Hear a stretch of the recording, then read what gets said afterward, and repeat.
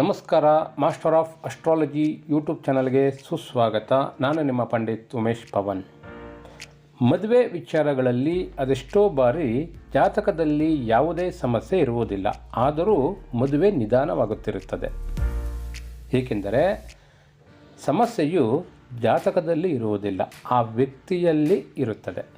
ಹೇಗೆಂದರೆ ಮದುವೆ ಅನ್ನೋ ವಿಚಾರ ಬಂದಾಗ ಜಾತಿ, ಮದುವೆ ಹೊಂದಾಣಿಕೆ, ಹೆಚ್ಚಿನ ನಿರೀಕ್ಷೆಗಳು, ಗಣಕೂಟ ಹೊಂದಾಣಿಕೆ, ರಾಕ್ಷಸಗಣ, ಇದು ದೇವಗಣ, ಹೀಗೆ ಇವೆಲ್ಲವೂ ಆ ವ್ಯಕ್ತಿಯ ಮದುವೆ ಆಗುವಂತಹ ಉತ್ತಮ ಅವಕಾಶಗಳನ್ನು ಹಾಳು ಮಾಡುತ್ತಿರುತ್ತದೆ.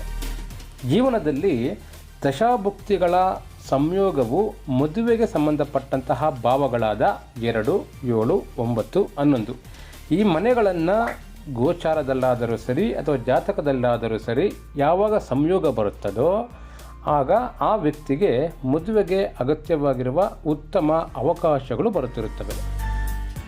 ಆದರೆ ಬರುವಂತಹ ಅವಕಾಶಗಳನ್ನು ಬಳಸಿಕೊಳ್ಳದೆ ಹೆಚ್ಚಿನ ನಿರೀಕ್ಷೆಗಳಿಂದ ಗಣಕೂಟ ಹೊಂದಾಣಿಕೆ, ಕುಜದೋಷ, ಸರ್ಪದೋಷ, ರಾಕ್ಷಸಗಣ, ದೇವಗಣ, ಯೋನಿಕೂಟ, ನಾಡಿಕೂಟ, ಹೀಗೆ ಮುಂತಾದ ಅನಗತ್ಯ ವಿಚಾರಗಳ ಬಗ್ಗೆ ತಲೆ ಕೆಡಿಸಿಕೊಂಡು ಬರುವಂತಹ ಉತ್ತಮ ಅವಕಾಶಗಳನ್ನು ಕಳೆದುಕೊಳ್ಳುತ್ತಾರೆ.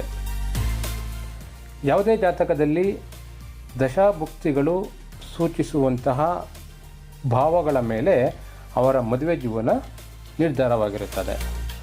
ಮದುವೆ ವಿಚಾರದಲ್ಲಿ ದಶಾಭುಕ್ತಿ ಮತ್ತು ಪ್ರಶ್ನಾಶಾಸ್ತ್ರದಲ್ಲಿ ನಿಖರವಾದ ಹೊಂದಾಣಿಕೆಯ ಸಾರವನ್ನು ತಿಳಿಯಬಹುದು. ಉತ್ತಮವಾದ ಮತ್ತು ಸರಿಯಾದ ಮದುವೆ ಹೊಂದಾಣಿಕೆಯನ್ನು ಜಾತಕನ ದಶಾಭುಕ್ತಿ ಮತ್ತು ಪ್ರಶ್ನಾಶಾಸ್ತ್ರ ಮುಖಾಂತರ ತಿಳಿದು ಮದುವೆ ವಿಚಾರದಲ್ಲಿ ಮುಂದುವರಿಯುವುದು ಸೂಕ್ತವಾಗಿರುತ್ತದೆ. ಜ್ಯೋತಿಷ್ಯಕ್ಕೆ ಸಂಬಂಧಪಟ್ಟ ಯಾವುದೇ ವಿಚಾರಗಳಿಗೆ ಹಿಂದೆ ನಮ್ಮ ಮಾಸ್ಟರ್ ಆಫ್ ಅಸ್ಟ್ರಾಲಜಿಯನ್ನು ಸಂಪರ್ಕಿಸಿ. ಧನ್ಯವಾದಗಳು.